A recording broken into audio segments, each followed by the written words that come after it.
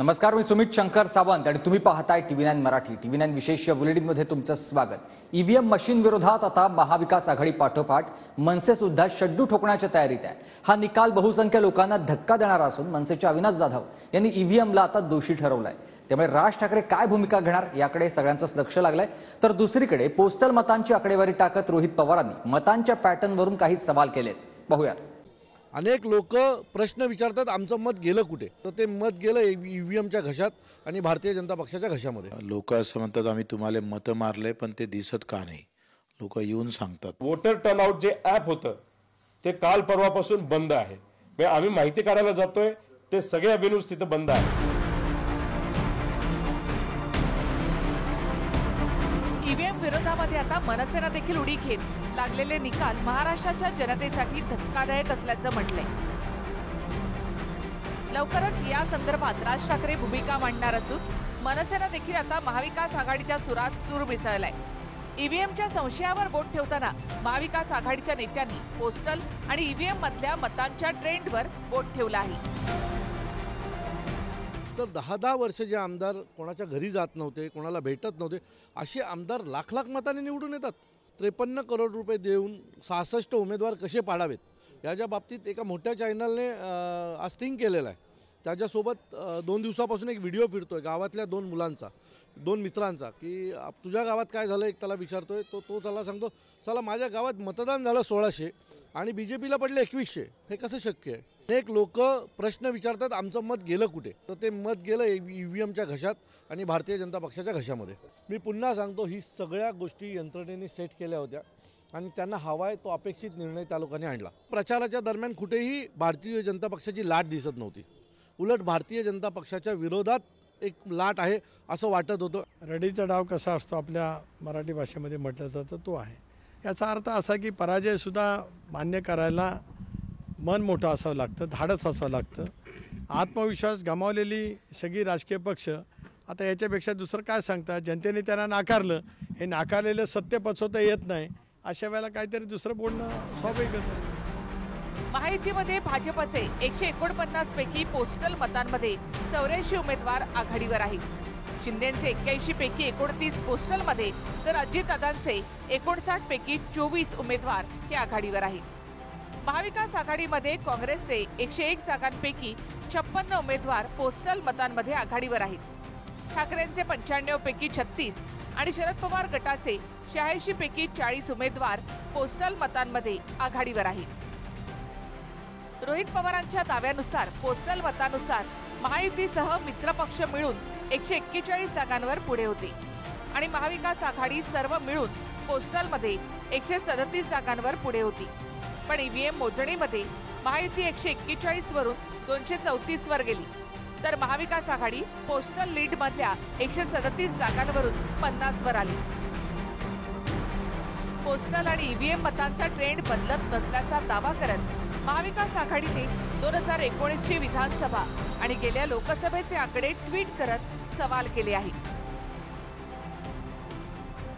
ट्विटनुसार 2019ला भाजप 101 जागांवर पोस्टल मतांमध्ये पुढे होती.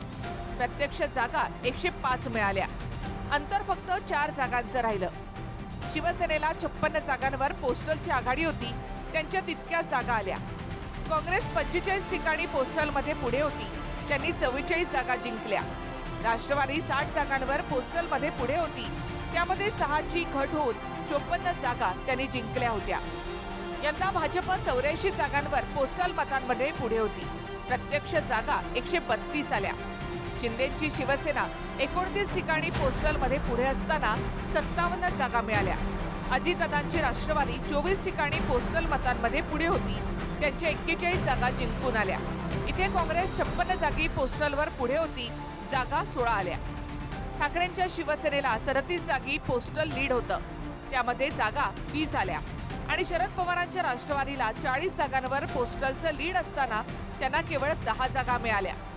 2019 मध्ये पोस्टल आणि प्रत्यक्ष जागांचा ट्रेंड बदलला नसताना तो याच निवडणुकीमध्ये कसा बदलला, असा प्रश्न देखील आकडेवारी ट्विट करत रोहित पवारांनी केलाय.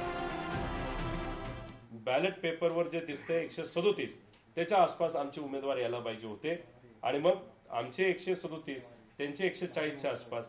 खेळ हा सर्व अपक्ष उमेदवार जे उभे राहिले त्याच्यावर तो आला असता, जी चर्चा झाली होती. आणि त्याच्यावर जर तुम्ही बघितलं तर बीजेपी पासून सगळ्या लोकांनी, म्हणजे आम्ही सुद्धा आणि अनेक इतरांनी इंडिव्हिज्युअल म्हणजे जे अपक्ष कॅन्डिडेट त्यांना फोन केले होते, त्यांना बोलवण्यात आलं होतं, चर्चा सुद्धा तिथे सुरू झाली होती. पण जो निकाल लागला तो कोणालाच हा न पचणारा निकाल लागला. आमचं मत, तुम्ही आकडेवारी बदलू नका, 50लाच आम्हाला ठेवा, पण जे काही डाऊट सामान्य लोकांमध्ये आणि कार्यकर्त्यांमध्ये आलेलं आहे ते मात्र पारदर्शक पद्धतीने हे कुठेतरी लोकांसमोर क्लिअर झालं पाहिजे. सुप्रीम कोर्ट असं म्हणालं की प्रत्येक वेळेस निवडणुकीमध्ये ज्यांचा पराभव होतो तो पराभव ईव्हीएमच्या माथी मारला जातो आणि यश आलं की मग ईव्हीएम चांगलं. आता मागे पण आमच्या लोकसभेच्या निवडणुकीच्या निमित्तानं महाराष्ट्रात महायुतीचा अतिशय खराब परफॉर्मन्स पण पाहिला, परंतु आम्ही त्याला ईव्हीएमचा दोष दिलेला नाही. ईव्हीएम काय आज नाही, वर्षानुवर्ष ईव्हीएम चाललेले आहे. दरम्यान जिल्ह्यांमध्ये मतांचा पॅटर्न एकसारखा कसा काय, यावर देखील महाविकास आघाडीनं प्रश्न केले. नाशिक जिल्ह्यामधल्या नांदगावमध्ये कांदेना 1,38,068 मतं मिळाली. सिन्नरमध्ये कोकाटेना 1,38,565 मतं मिळाली. दिंडोरीमध्ये झिरवाळांना 1,38,622 मतं मिळाली. येवल्यामध्ये भुजबळांना 1,35,023 मतं मिळाली. इगतपुरीमध्ये खोसकरांना 1,17,575 तर कळवणमध्ये नितीन पवारांना 1,19,191.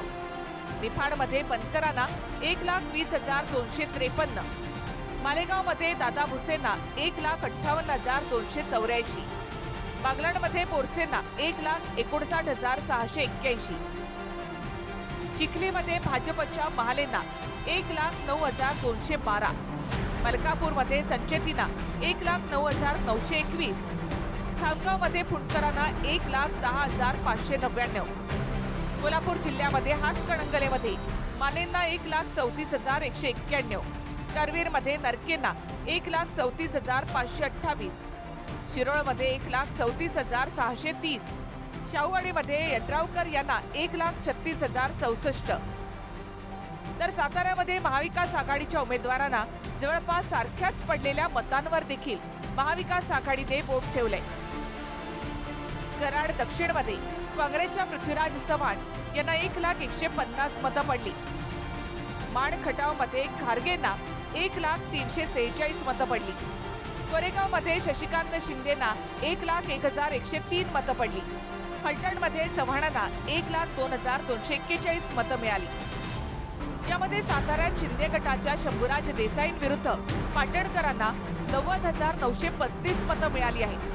आणि कराड उत्तरमध्ये भाजपच्या घोरपडेत विरोधात बाळासाहेब पाटील यांना देखील 90,935 मतं पडल्यामुळे याची चर्चा चांगलीच रंगली आहे.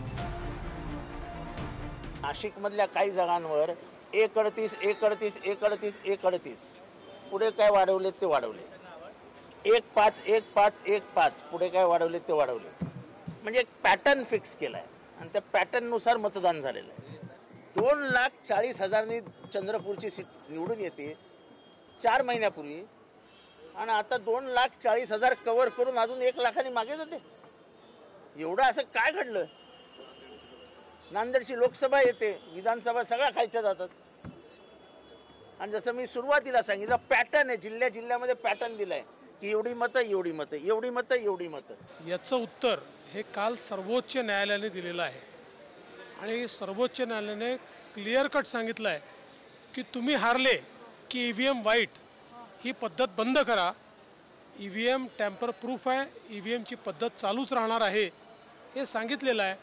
हा रडीचा डाव आता बंद केला पाहिजे. सर्वोच्च न्यायालय म्हणते तुम्ही जिंकल्यावर ईव्हीएमची तक्रार करत नाही, हारल्या करता. हे चुकीचं आहे. गेल्या 10 वर्षातला ट्रॅक रेकॉर्ड पहा. आम्ही जिंकलो तरी म्हटलेल्या बॅलेट पेपरवर निवडणुका घ्या आणि हरलो तरी म्हणतोय बॅलेट पेपरवर निवडणुका घ्या. न्यायालयावरती आम्ही कसा विश्वास ठेवायचा? निवडणूक आयोग हा स्वतंत्र राहिलेला नाही. त्या निवडणूक आयोगाच्या निवेदनावर आपण काय विश्वास ठेवतो? ईव्हीएम विरोधामध्ये सांगलीत राष्ट्रवादी आणि वंचित बहुजन आघाडीने विटाच्या तहसील कार्यालयावर मोर्चा काढत ईव्हीएम हटावच्या घोषणा दिल्या. वाढलेल्या मतांच्या टक्क्यावर प्रश्न करत विरोधकांनी गेल्या काही वर्षातली आकडेवारी ट्विट केली आहे. काही ऑडिओ क्लिप ऐकवत पुण्यामध्ये शरद पवार गटाच्या प्रशांत जगतापांनी निवडणूक प्रक्रियेवर संशय व्यक्त केला. याबद्दल लवकरच तक्रार करणार असंही जगतापांनी म्हटलंय. 118 सुरू आहे. बरोबर आहे. बरोबर ना. तर ते आपलं स्ट्रॉंग बूथ आहे का ते? म्हणजे शिवसेनेला जास्त मतदान होईल का त्या बूथवर? हो आहे ना, असं आहे ना. म्हणजे मग आपल्याला फास्ट करता येईल, नाही तर मग स्लो. त्यांचीच एक वेगळी सिस्टीम पडद्याच्या मागं या सगळ्या मशीन ऑपरेट कशा करता येईल ह्या सगळ्या पाहत होत्या. आम्ही तर रोज पुन्हा येतो. मी पुन्हा एकदा सांगतो की इस्रायली टेक्नॉलॉजी याच्यामध्ये वापरण्यात आलेली आहे. ती कोण वापरते, त्या माणसाचं नाव आमच्या समोर आहे. या सगळ्या गोष्टी घेऊन आम्ही समोर रोजच्या रोज येऊ. पण या संदर्भामध्ये आता महाराष्ट्रातल्या आणि देशातल्या जनतेने रस्त्यावर येण्याची गरज आहे. मला असं वाटतं की ईव्हीएम बद्दलचा जो उद्रेक आहे लोकांच्या मनातला, तो याच्या आधी एवढा उद्रेक कधीही झाला नव्हता जो आत्ता महाराष्ट्रात दिसतोय. एवढा मोठा विजय भाजपाने आणि शिंदे पवारांनी मिळवल्यानंतर सुद्धा महाराष्ट्रात त्या विजयाचा जल्लोष दिसत नाही. हे फार विशेष आहे. दुसरी गोष्ट अशी की अनेक ठिकाणी ज्या निवडणुकांच्या मतदानाचे जे आकडेवारी आहे ती मिसमॅच होते. तिसरं असं की आत्ता ज्या ज्या ठिकाणी महायुतीचे उमेदवार होते आणि ज्यांनी रिकाउंटिंगचा अर्ज केला त्यांचे अर्ज स्वीकारले गेले, मात्र ज्या ठिकाणी महाविकास आघाडीच्या लोकांनी रिकाउंटिंगचा अर्ज केला त्यांचे अर्ज फेटाळले गेले. हा एकूण जो पक्षपातीपणा आहे स्वायत्त यंत्रणांचा, यावर जर आम्ही न्यायालयात नाही न्याय मागायचा तर कुठे मागायचा? अजितदादांच्या विरोधात सुप्रियाताई निवडून आल्यानंतर कदाचित त्यांनी काही इस्रायलची मदत घेतली का याची चौकशी केल्यावरच याचं उत्तर देत आहे. मग तुम्ही पवार साहेबांनी ईव्हीएम मशीनच्या निर्णयाच्या वेळी कॅबिनेटमध्ये स्वतःचं व्यक्तिगत मत का नाही मांडलं? आणि मग रोहित पवार का निवडून आला? की इस्रायल टेक्नॉलॉजी वाल्यांना रोहित पवारांना निवडून आणायचं होतं. रोहित पवारांचे इस्रायलच्या टेक्नॉलॉजीशी अतिशय प्रेमाचे आणि मधुर संबंध आहे. मला वाटतं की आश्चर्यजनक आहे. Bureau report, TV9 Marathi.